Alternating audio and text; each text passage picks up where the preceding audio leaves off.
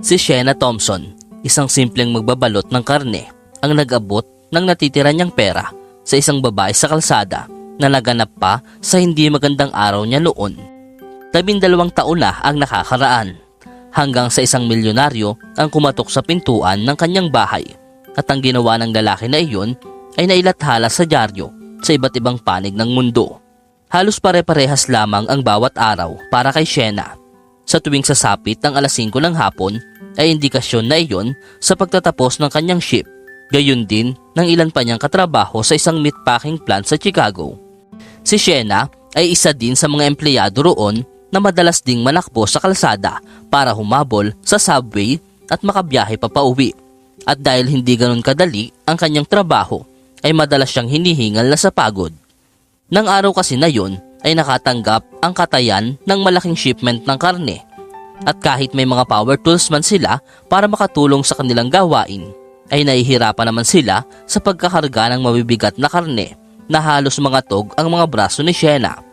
Sa kabila noon, ay maayos pa rin naman niyang natapos ang kanyang trabaho. Kinakailangan na lang niyang sumakay ng subway para makapagsimula na din ng pahinga habang nasa biyahe.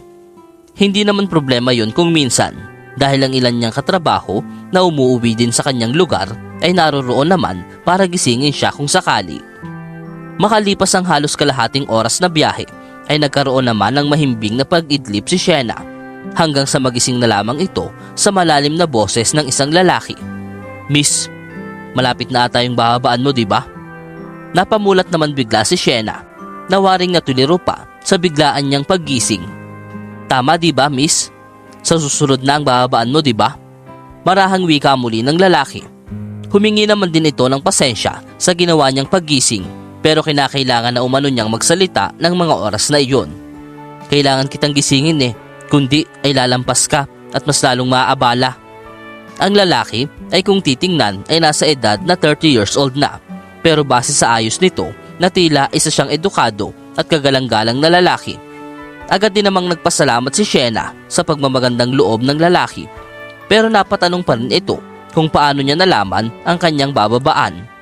Madalas manggisingin si Shena ng mga kapwa niya empleyado ay naiiba ang sandaling yon dahil bumiyahe siya ng nag-iisa lamang. Sinabayan naman ng lalaki si Shena sa station na binabaan nito at ipinakilala na rin ang kanyang sarili sa pangalang Howard. Nang gabing yon, habang naglalakad ng magkasama ay nagkaroon ng magandang pag-uusap ang dalawa. Medyo malayo-layo din ang inuuwian ni Shena kay Howard na kinakailangan pa nitong sumakay ng bus mag-isa para makauwi. Habang nag-aantay ng bus ay nilibang rin muna ni Howard si Shena ng kanyang mga kwento. Dito na nila unti-unting nadiskubre ang pagkakaparehas nila ng hilig sa ilang bagay. Hindi rin magkalayo ang kanilang pinagtatrabahuhan at may ilang mutual friends na malapit sa kanila. "Bakit nga ba ngayon lang tayo nagkita?"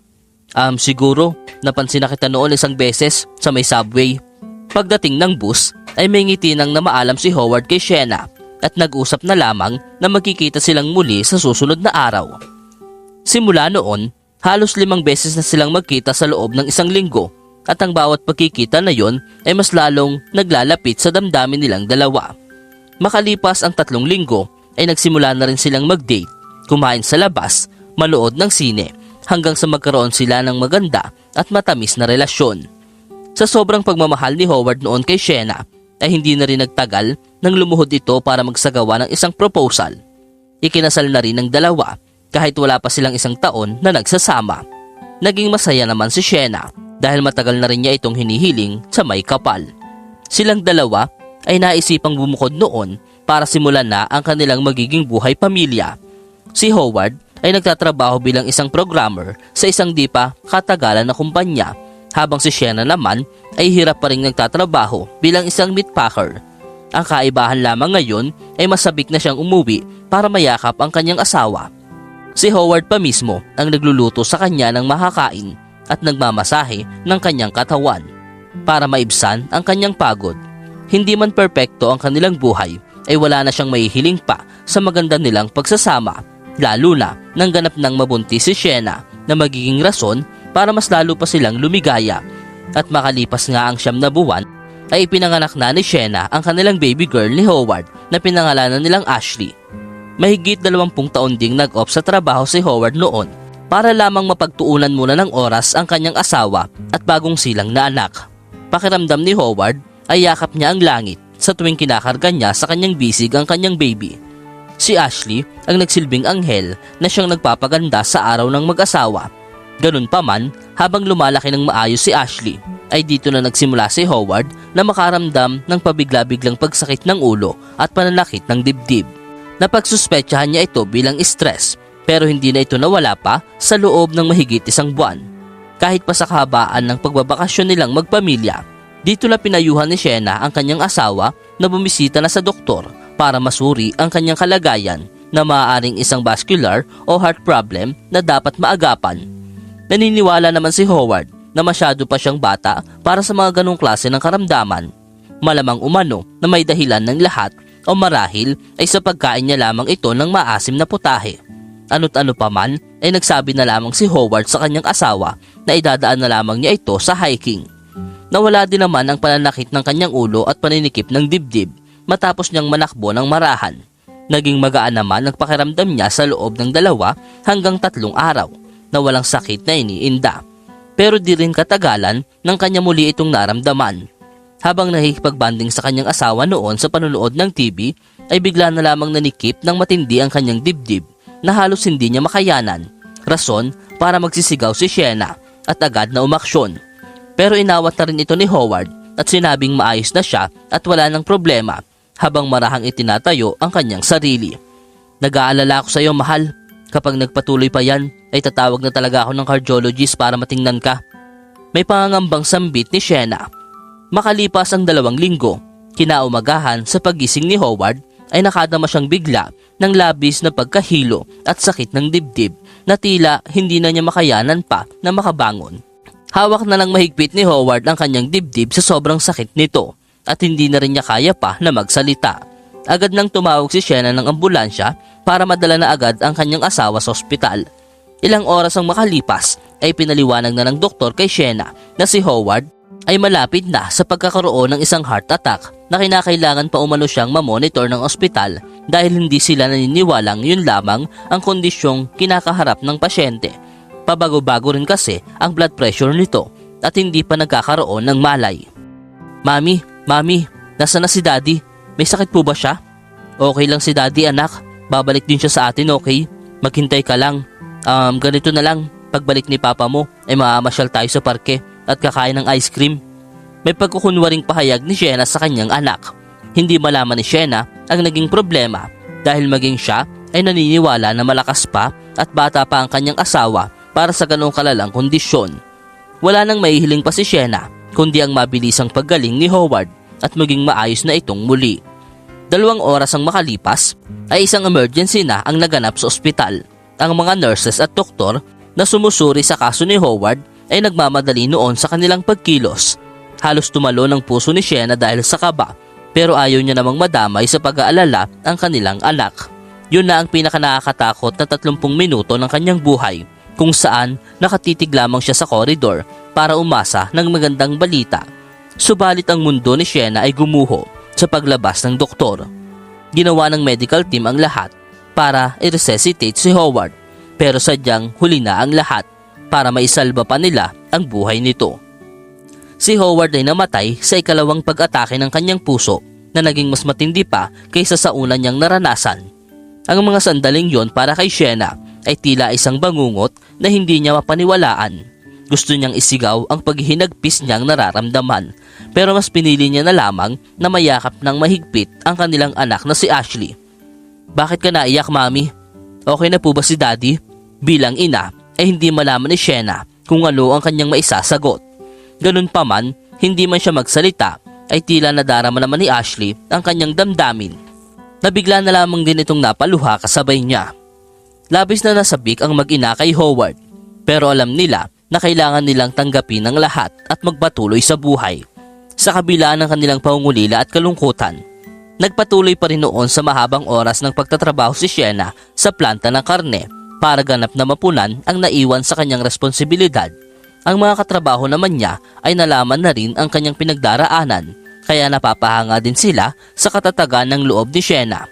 Tiwala si Sienna na kakayanin niyang maibigay ang lahat kay Ashley.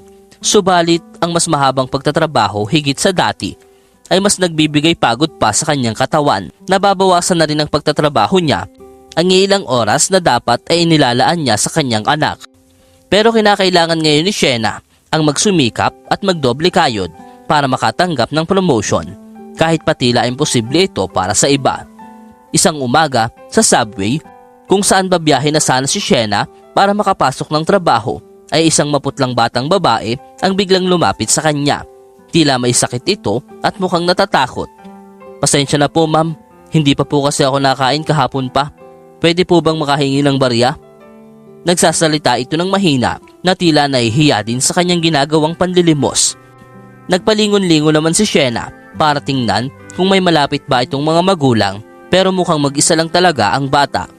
Hindi naman din napigilan ni Sienna ang hindi maawa sa batang babae, lalo't naisip niya ang sitwasyon kung ito man ay mangyayari sa kanyang anak. Kaya agad nang inilabas ni Sienna ang kanyang wallet para kumuha ng pera, at ang halagang naabot nga niya sa bata ay $30. Bukod doon ay binigay na rin niya sa bata ang 2 sandwiches na kanya sanang babaunin. Kakakain din naman kasi siya umano sa pag-uwi, habang ang bata ay wala namang mauuwian at walang kahit na ano. Ang bata, matapos tanggapin ng pera at sandwich, ay maluhaluhang nagpasalamat. "Maniwala po kayo, babayaran ko po ito, pangako." Matapos yon, nang makarating sa trabaho, ay masika pa rin kumilos si Sienna ng maghapon sa kabila ng kanyang naging gutom. Pwede naman siyang dumako sa kantin para makabili ng pagkain. Pero ang lahat ng natitira niyang pera ay naiabot na niya sa bata na tanging barya na lamang ang natira sa kanya bilang pamasahe. Sa kabila noon ay wala siyang pinagsisisihan sa kanyang ginawa. Sa katunayan ay wala siyang ibang hinihiling noon kundi sana ay maging maayos at ligtas ang bata. Si Fanny, ang batang babae na nakilala niya sa subway, ay may mahirap na kalagayan sa kanilang tahanan. Ang kanyang magulang ay parehas lango sa alak at pinagbabawal na gamot, sa puntong nababaliwala na sa kanila ang pangailangan ng kanilang anak. Si Fanny naman, sa kabila ng kanyang murang kaisipan, ay nangangarap ng mas magandang buhay para sa kanyang sarili. Hindi niya alam kung paano nalagay sa ganong sitwasyon, pero alam niya na ang lahat ay pwedeng maging posible. Nagpatuloy lamang si Sienna sa pagtatrabaho sa planta ng karne sa loob ng 12 taon. Na-promote na rin siya ng 2 beses at nakakaipon na rin ng sapat na halaga para sa kanilang pangailangan. Si Ashley naman tuwing hapon, gamit ang kanyang roller skates, ay masaya lamang na nakikipaglaro sa kanyang mga kaibigan. Labis na na-enjoy ni Ashley ang pagro-roller skates na sadyang naging mahusay siya rito, sa puntong nakakatalo na siya sa mga ramps, railings at iba pa. Hanggang sa mapahamon nito sa isa niyang kaklase sa isang karera na naging rason para mapatumba si Ashley nang mapadaan sa isang sirang aspalto. Bumagsak ito ng malakas sa kanyang ulo at likuran at nataranta naman agad ang kanyang kaklase. Ang mga tao namang naroroon ay agad nang tumawag ng ambulansya para makatulong. Kaya napag-alaman na rin ito ni Sienna. Nasa kalagitnaan pa ng pagtatrabaho si Sienna nang matawagan siya ng hospital. Pero nanakbo agad ito na parang kidlat para tunguhin ang kanyang anak. Natataranta siyang dumating sa ospital. Pilit na inaalam ang kondisyon ng kanyang anak. "Huminahon po kayo ma'am. Malayo na po siya sa disgrasya. Paparating na po ang doktor ng inyong anak at siya po ang magpapaliwanag sa lahat na dapat niyong malaman." "Sa lahat? Ano ba ang dapat kong malaman?" Malakas na tanong ni Sienna. Hindi rin naman nagtagal na dumating ang doktor na ikinakatakot naman ni Sienna dahil may trauma na siya sa pahayag ng isang doktor dahil na rin sa nangyari sa kanyang asawa. Inanyayahan naman ng doktor si Sienna sa kanyang opisina para doon marahang ipaliwanag ang mga bagay-bagay. Dito, malinaw niyang sinabi na si Ashley ay ganap ng ligtas, pero nagtamo talaga ito ng grabing pinsala sa kanyang spine, bunga ng malakas na pagkakahampas ng kanyang ulo at likuran sa lupa. Kaya malaki ang posibilidad na hindi na ito makalakad pang muli. "Ano bang sumpatong nangyayari sa akin? Bakit nangyayari sa akin ang lahat ng ito?" Naiiyak na sambit ni Sienna sa sarili. "May pag-asa pa naman po. May ilang espesyalista naman po dito sa ating bansa na mahusay sa spine reconstructions. Komplikado po kasi ang operasyon na iyon, pero sa paraan pong yun ay may posibilidad na makalakad pa siyang muli. Ganun pa man ay sinasabi ko na po sa inyo na malaking halaga ang kakailanganin sa ganong operasyon na umaabot po ng daan-daang libo. Ang ganoong halaga ay hindi kakayanin ni Shena kahit paibenta niya ang lahat ng meron siya. Kapag binenta nila ang kanilang apartment ay tiyak na wala silang matitirhan. Halos 1 buwan ding inabot sa ospital si Ashley bago tuluyang ma-discharge. Naka-wheelchair na ito at wala nang nagagawa kundi tanggapin muna ang kanyang kalagayan at para lamang maasikaso ang kanyang pangangailangan sa medikasyon, ang naging bill nila sa ospital ay naging mataas. Nabawasan na lamang ang utang na ito sa kakayanan ni Shena na makapagbayad ng ilang halaga bilang advance. Malamang na mahigit 1 taon ding pinaghirapan ni Shena ang pagtatrabaho para mapunan ang kanilang mga bayarin. Si Ashley naman, sa kabila ng kanyang kalagayan sa isang wheelchair, ay nagdalaga pang lalo dala ang kanyang kagandahan. Bilang ina, sa tuwing nakikita ni Shena si Ashley na nahihirapan, ay labis siyang nasasaktan. Dito na naisipan ni Shena na magsagawa ng online fundraising campaign para mapunan ang kinakailangan ng kanyang anak sa operasyon, na ilang araw lamang ay tinugunan naman ng ilang tao na nagnais makatulong. Ang ilang halagang naipon ay naging sapat para malagay si Ashley sa ilang test, pero hindi pa rin sapat para sa isang surgery. Halos sumuko na si Shena noon at mawala na ng pag-asa. Inisip niya noon na baka wala na siyang magawa para mabago pa ang kalagayan ng kanyang anak, na kung minsan ay hindi na lamang niya maiwasan ang mapaluha sa tuwing nag-iisa. Lingid sa kanyang kaalaman na ang kabutihan niyang loob noon ang siyang babawi sa kanya sa ngayon. Isang beses, isang pagkatok ang gumulat sa umaga ni Shena. Pagbukas ni Shena ng pintuan ay nabungaran niya doon ang isang magandang babae na nakasuot ng kagalang-galang na kasuotan. Kapuna-puna din ang mamahaling kotse na ipinarada nito sa tapat ng kanyang bahay. Alam ko, hindi mo na ako makikilala. Hindi ko rin naman sa iyo nabanggit ang aking pangalan noon. Pero nakapagbitaw ako sa inyo noon ng isang pangako. Marahang wika ng magandang babae habang inilalabas ang kanyang wallet. Doon mismo ay inabutan ng magandang babae si Shena ng $30. Dito na napagtanto ni Shena ang lahat at naaalala na ang kanyang ginawa noon. Ang batang madungis, maputla at gutom na gutom noon ay lumaki na ngayon bilang isang maganda at sexing babae, malayo pa sa edad nitong 30 years old. Hinding-hindi malilimutan ni Fanny kung paano siya nailigtas ni Shena ng gabing yon. Si Ashley naman ay napatingin naman sa eksena at natuon naman din ang atensyon ni Fanny dito. Ipinaliwanag ni Fanny na sinuwerte lamang siya na maging maayos sa buhay at maging mayaman. Nagkaroon man ng yugto sa kanyang buhay na siya ang naging pulubi sa kalye at walang matirhan, pero ngayon ay isa na siyang matagumpay na business owner. Malamang na pinagpala ka ng Diyos, may ngiting wika ni Shena. Nagpasalamat naman rin agad si Fanny at ipinaalala na ang kanyang naging pangako noon maraming taon na ang nakakaraan. Ang $30 na binigay mo sa akin noon ang siyang nagligtas sa aking buhay, kaya bilang ganti ay hayaan mo kong matulungan ang pangangailangan mo at ng iyong anak. Halos maluha si Shena sa pasasalamat nang madinig yon. Sinabi niya na ang kahit na anumang tulong ay magiging halaga, pero ang kanilang kailangan sa operasyon ay aabot ng $250,000. Hindi nyo nauunawaan. Hindi mo na kinakailangan pa ng kahit na ano o humingi pa ng mga donasyon. Ako na ang bahala sa lahat ng pwedeng gastusin, sa medikasyon o sa ano pa man. Huwag na kayong mag-alala. Utang ko sa iyo ang aking buhay. Si Ashley ay napaluha na rin ng mga sandaling yon. Sa tinagal-tagal ng pagkakaupo niya sa wheelchair ay halos malimutan na niya ang pakiramdam ng pagtakbo at paglakad. At ang maisip na magagawa niyang muli ang mga bagay na yon ay labis na nakakapagpasabik sa kanyang puso. Si Fanny ay ilang oras ding nagtagal sa tahanan nila Shena para detalyadong alamin ang mga bagay-bagay. Ilang linggo pa lamang ang nakakaraan ay sinimulan na ni Fanny ang pagbabayad sa mga tests at treatments na kinakailangan ni Ashley.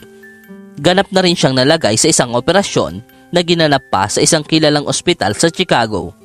Ang paggaling ng babae ay nai-recover pa ng ilang television networks at ang kagalingan ni Ashley ay labis nilang inaantabayanan. Sadyang naging masakit ang ilang physical therapy na pinagdaraanan ni Ashley, pero kinakailangan ito para maisaayos ang kanyang katawan at maibalik ito sa dati. Ilang session na lamang at nalalapit na rin si Ashley bilang maayos. Ilang buwan ang makalipas ay nagagawa ni Ashley ang marahang makahakbang at makatayo sa kanyang sarili. At di na rin katagalan ay magiging normal na rin ang lahat sa kanya. Hindi kailanman inakala ni Shena na ang kaunting tulong na ipinagkaloob niya noon ay magsusukli sa kanya ng sobra-sobrang gantimpala sa pinakamahirap na sandali ng kanyang buhay. Kaya agad siyang nagpasalamat sa Diyos sa biyaya nitong ipinagkaloob sa katauhan ng mabuting babae na si Pani.